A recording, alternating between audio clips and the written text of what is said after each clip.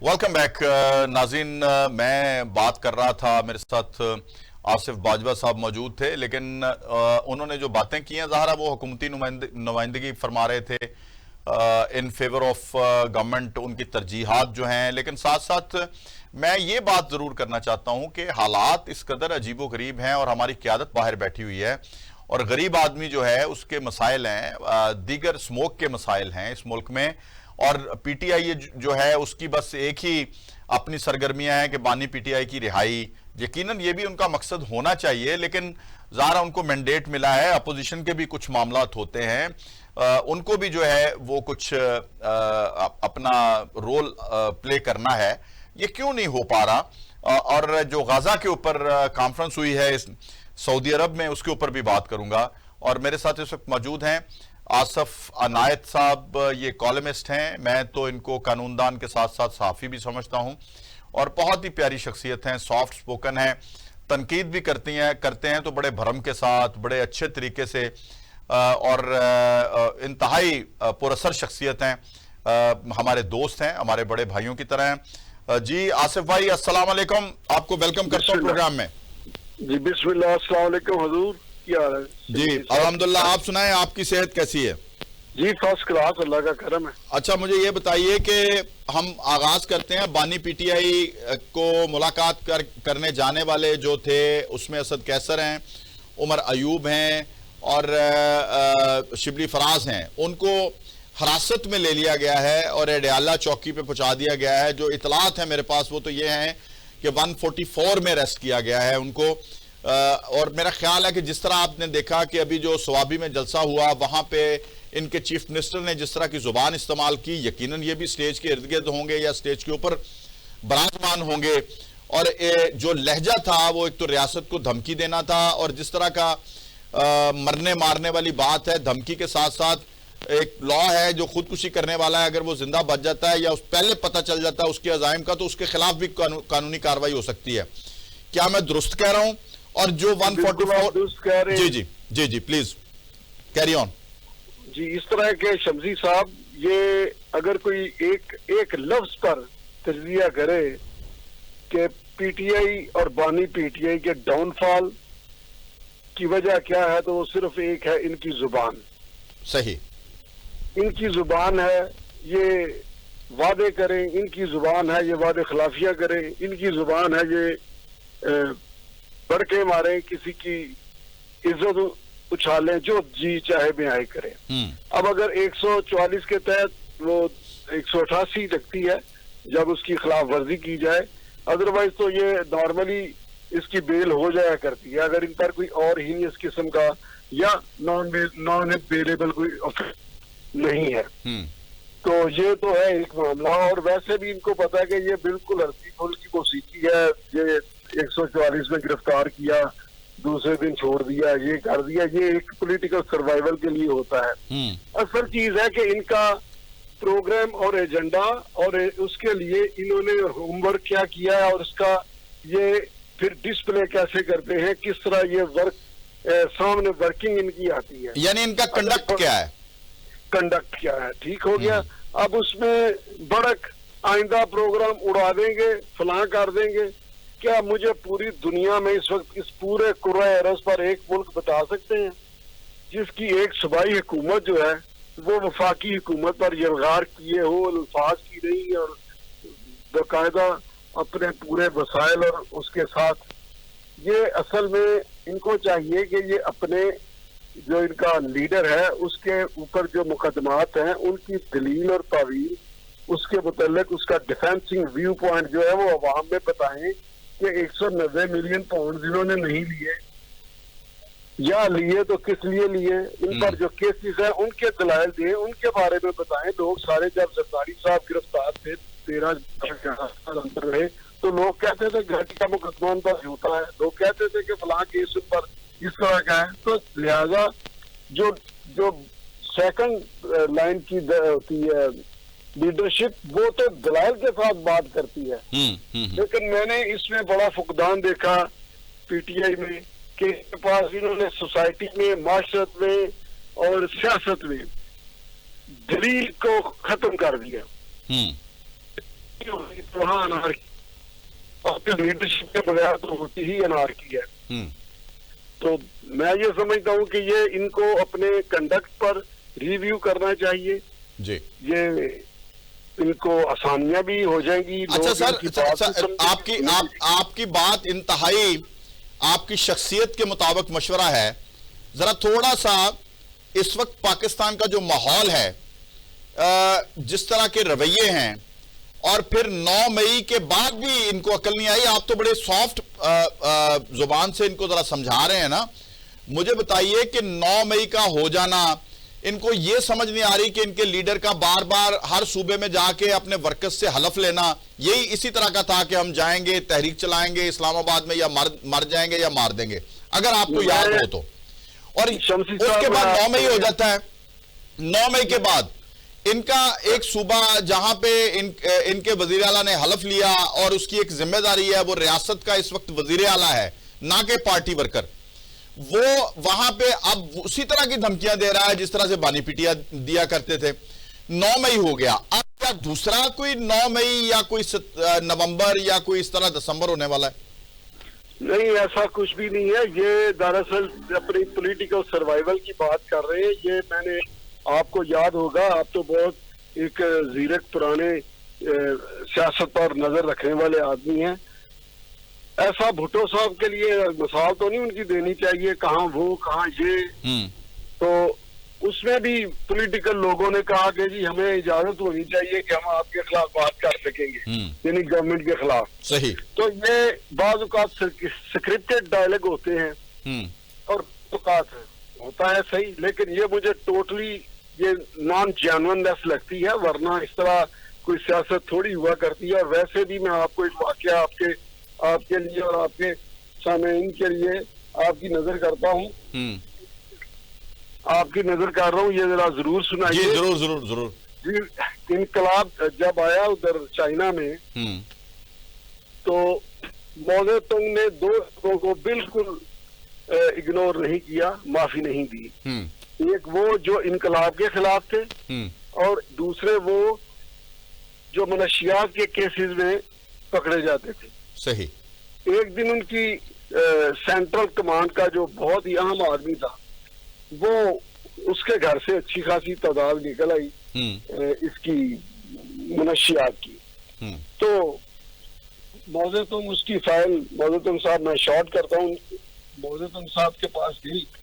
उन्होंने सारी रात सोचा कि अगर मैं इसको पकड़ूं, इसको सजाए मौत दे दूं, तो फिर मेरी पार्टी में बगावत हो सकती है, लोग बददिल हो सकते हैं पार्टी की क्यादत।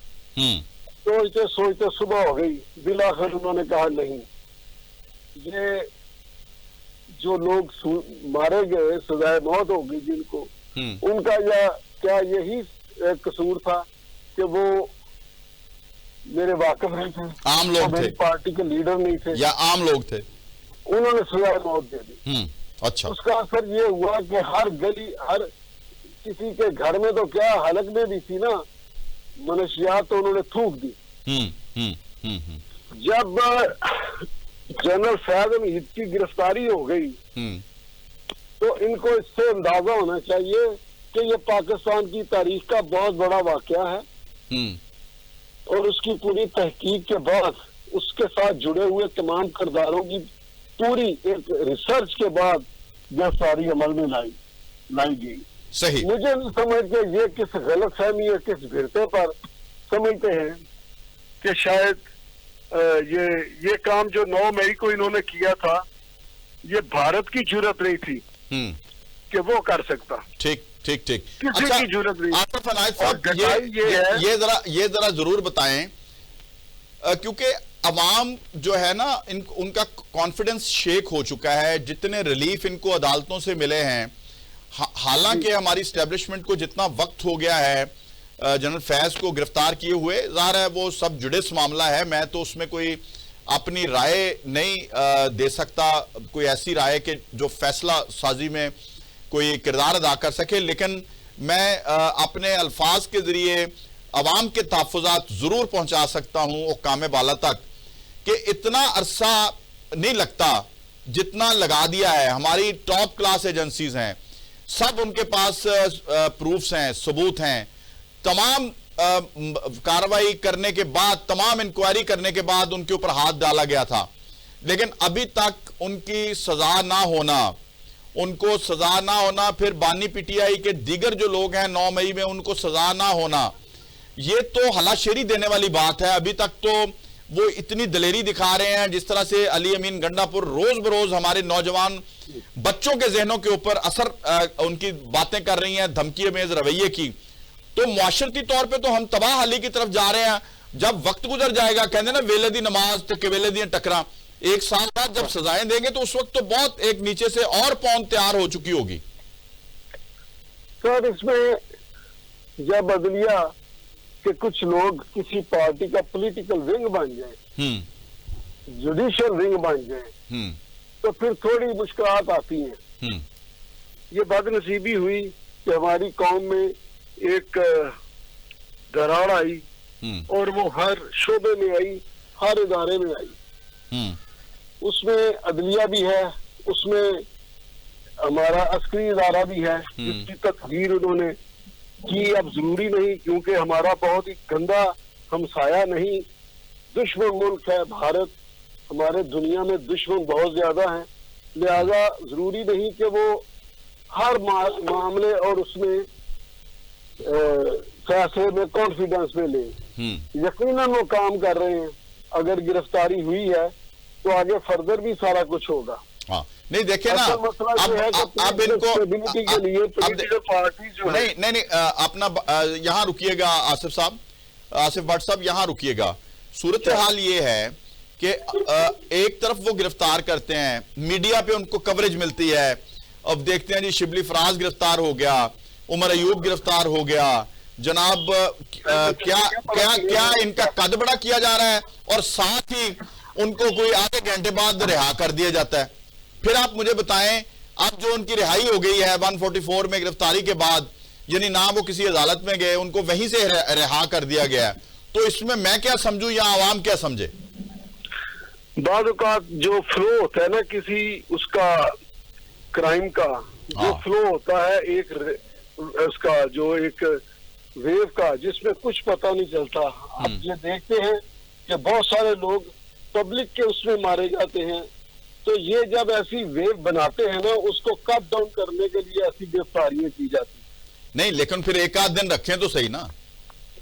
मैं कहता हूं कि पूरा मुकदमा बनाना चाहिए। एक घंटे बाद छोड़ दिया गया उनको।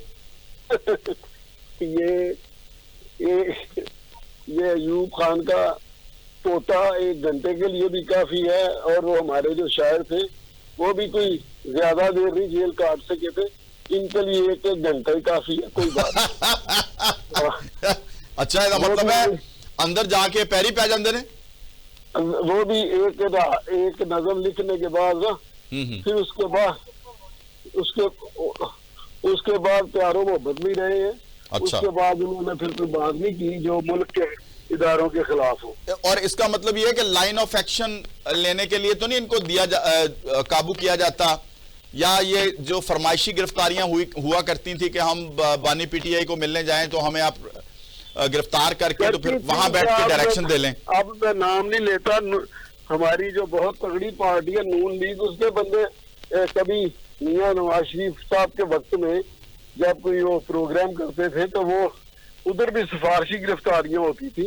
उसमें सबसे पेश जो साद रफीक साहब हुआ करते थे। मैं तो नाम ले देता हूँ। मैं साद रफीक साहब का नाम नहीं लूंगा, वो मेरे उनसे बड़ा खानदानी मामलात हैं। बात यह है कि इनसे भी बड़े लोग जो बड़ा सरदार कहलवाते थे, मैंने खुद देखा कि जनाब उन्होंने गिरफ्तार कर लो और सलूक भी ठीक करे।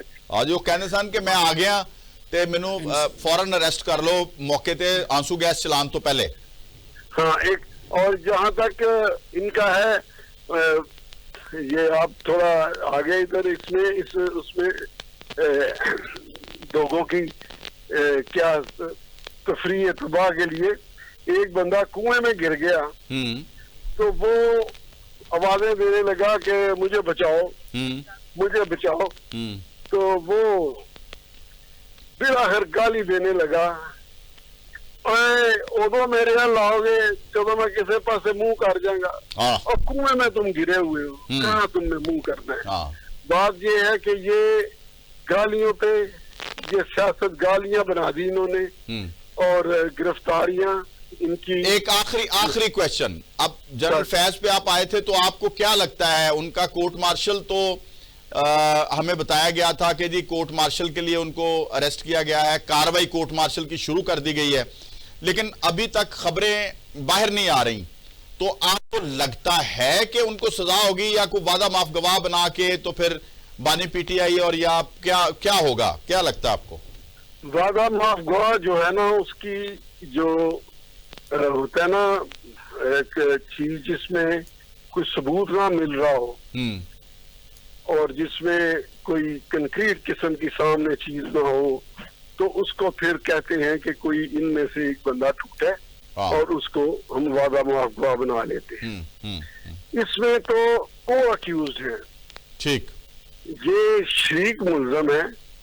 इस वक्त जब ट्रायल होगा तो फिर शरीक मुजरम होंगे। बिल्कुल ठीक, बिल्कुल ठीक। ठीक है जी। अब अगर उन पर क्या होता है, जनरल फैज साहब पर कोई एक मुकदमा चलता है, तो वो अगर कहे कि आर्मी के फौजी अदालत के अलावा मेरा केस चलाया जाए, तो वो नहीं चलता। तो जो उनके साथ अटैच हैं उनको अलग सिविल में नहीं ले जाया जा सकता। ये हो सकता है कि फौजी अदालत की सजा जो है वो सिविल कोर्ट में जो कोर्ट्स है उनमें चैलेंज कर दी जाए, जैसा कि होता रहा है। तो ये और मैं भी चूंकि अब आईनी अदालतें आ गई हैं, तो ये एक आईनी मसला है कि जी मिलिट्री ट्रायल हो सकता है कि नहीं, बानी पीटीआई का हो सकता है, ये जो बेंच है बन रहा है जो आईनी बेंच, उसमें से कोई इजाजत मिल जाए इनको? नहीं, उससे पहले तो अप्रूवल इन्होंने लेनी है ना कि क्या चल सकता है कि नहीं। यही अदालतें ही फैसला करेंगी। बिल्कुल ठीक। उसके बाद फैसला होने के बाद तो फिर हो जाएगा। बहुत बहुत शुक्रिया, बहुत बहुत शुक्रिया। आसिफ अनायत साहब मेरे साथ मौजूद थे। उन्होंने आज पॉलिटिकल मामलात में भी और कानूनी मामलात में भी हमारी रहनुमाई फरमाई है और गुफ्तगू की है। यकीनन आज का प्रोग्राम आपने देखा नाज़रीन, फैसला आपने करना है कि किस हद तक हम सवालात के जवाब ले सके। मुझे और मेरी टीम को आज के प्रोग्राम में दीजिए इजाजत। अल्लाह हाफिज। पाकिस्तान जिंदाबाद।